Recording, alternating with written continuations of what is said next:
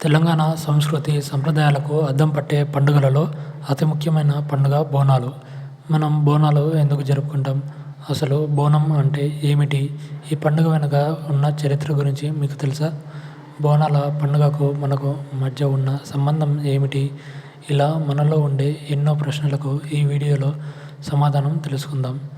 మనం జరుపుకునే ప్రతి పండుగ వెనుక ఒక చారిత్ర లేదా ఆధ్యాత్మిక కథ దాగి ఉంటుంది. ఇక బోనాల గురించి చెప్పుకోవాల్సి వస్తే, తెలంగాణ రాష్ట్రం ఆవిర్భవించిన తర్వాత ఈ బోనాల పండుగ దేశవ్యాప్తంగా ప్రసిద్ధి చెందింది.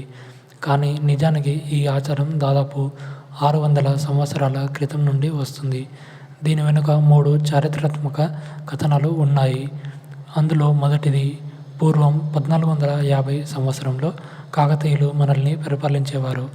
గొల్ల మరియు కురుమలు మేపుతున్న మేకలు ఆషాఢమాసంలో ఒక్కసారిగా అనుకోకుండా ఒకదాని తర్వాత ఒకటి వరుసగా మృత్యువాత పడ్డాయి.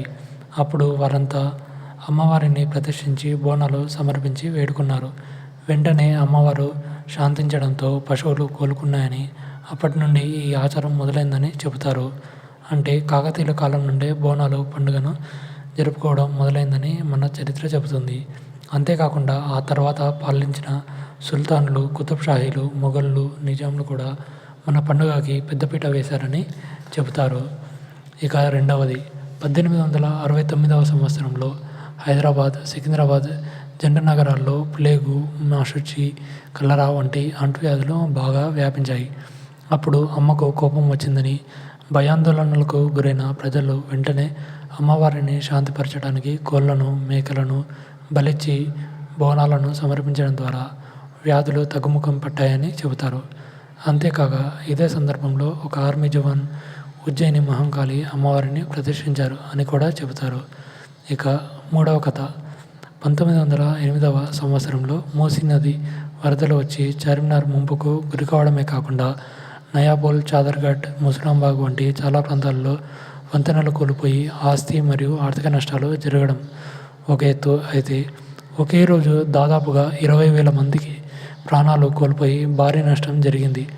అప్పటి నిజాం రాజైన మీర్ మహబూబ్ అలీ ఖాన్ ప్రజల కోరిక మేరకు లాల్ దర్వాజాలోని అమ్మవారికి పట్టుచీర, గాజులు ఇచ్చి సారెపెట్టగా అమ్మవారు శాంతించారని, అప్పుడు వరద ఉధృతి తగ్గిందని, ఆ తర్వాత ప్రజలు ఘనంగా బోనాల పండుగను జరుపుకున్నారని మన చరిత్ర చెబుతుంది. ఇప్పుడు అమ్మవారికి బోనం ఎలా సమర్పిస్తారో తెలుసుకుందాం. మట్టి కుండ లేదా ఇత్తడి బిందెను తీసుకొని అందులో బియ్యం, పాలు, చక్కెర లేదా బెల్లం వేసి నైవేద్యం వండుతారు. దీనిపైన చిన్న పాత్రలో నీటిని ఉంచి వీటిపైన ప్రమిదలో దీపాన్ని వెలిగిస్తారు. అంతేకాకుండా ఆ పాత్రలకు పసుపు, కుంకుమ పోసి వేపాకుతో అలంకరిస్తారు. ఇలా అలంకరించిన బోనాన్ని ఇంటి ఆడపడుచు లేదా ఇల్లాలు సంతోషంగా బోనాన్ని తలపై ఎత్తుకొని బయలుదేరతారు. ఇలా బోనాన్ని తీసుకొస్తున్న వారు సాక్షాత్తు అమ్మవారి స్వరూపంగా భావించి కొంతమంది ప్రజలు వాళ్ళ కాళ్ళు కడుగుతారు. ఇంట్లో ఎత్తిన బోనాన్ని ఎక్కడ దింపకుండా సరాసరి ఆ ఊరి గ్రామ దేవతలైన పోచమ్మ, ఎల్లమ్మ, దుర్గమ్మ, పోలేరమ్మ లేదా మహంకాళి రూపాలైన ఆ అమ్మవారి దగ్గరికి వెళ్ళి సమర్పిస్తారు. ఇలా బోనం సమర్పించి కళ్ళుతో సాకపెడితే అమ్మవారు సంతోషించి మనల్ని చల్లగా చూస్తుంది అని ప్రజల నమ్మకం. అయితే ఈ పండుగను ఆషాఢమాసంలో జరుపుకుంటాం.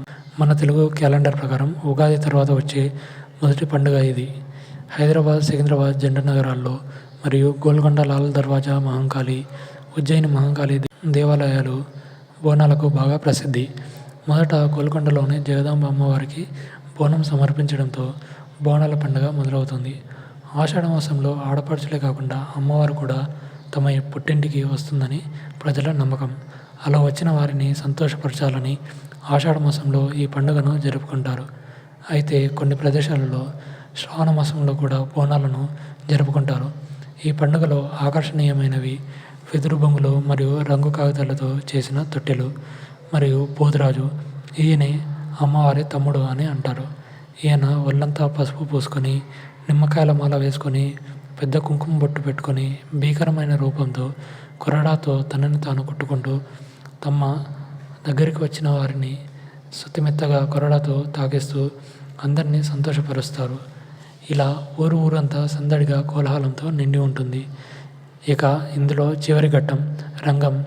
ఇందులో నియమనిష్టలతో అమ్మవారిని కొలిచిన భక్తులలోకి అమ్మ ఆవహించి మనం చేసిన పూజలకు గాను ఆ తల్లి ఎంత సంతోషించిందో చెప్పి మనల్ని ఆశీర్వదిస్తుంది.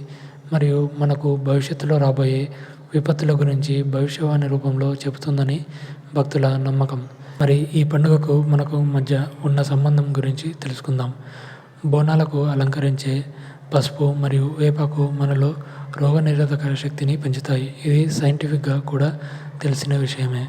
ఇప్పటికీ ఊళ్ళలో ఎవరికైనా మశూచి సోకితే వేపాకు వేసి అందులో పడుకోబెట్టడం మరియు పసుపు నీళ్ళు త్రాగించడం చేస్తారు. తెలుసుకున్నారుగా మన బోనాల వెనుక దాగి ఉన్న చరిత్ర మరియు విశేషం. మీకు కంటెంట్ నచ్చితే మన ఛానల్ను ఫాలో అవ్వండి మరియు వీలైతే మీ ఫ్రెండ్స్తో కూడా షేర్ చేయండి. Thank you.